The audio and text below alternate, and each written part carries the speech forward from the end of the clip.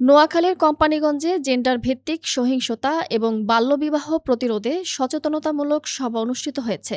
সোমবার সকালে কোম্পানীগঞ্জ থানার উদ্যোগে বিভিন্ন শ্রেণী পেশার মানুষের অংশগ্রহণে এই সচেতনতামূলক সভা অনুষ্ঠিত হয়।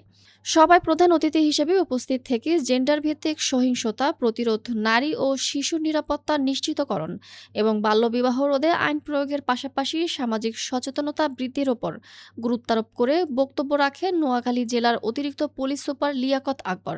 কোম্পানীগঞ্জ থানার ভারপ্রাপ্ত কর্মকর্তা নুরুল হাকিম এর সভাপতিত্বে সভায় কোম্পানীগঞ্জ উপজেলা বিএনপির সাবেক আহ্বায়ক নুরুল আলম শিকদার, সাবেক সদস্য সচিব মাহমুদুর রহমান রিপন, বসুরহাট পৌরসভা জামায়াতে ইসলামীর আমির মাওলানা মোশাররফ হোসেন, বসুরহাট পৌরসভা বিএনপির সভাপতি আব্দুল মতিন লিটন সহ স্থানীয় সচেতন নাগরিক, অভিভাবক, শিক্ষক সমাজের বিভিন্ন শ্রেণী পেশার প্রতিনিধিরা অংশগ্রহণ করেন।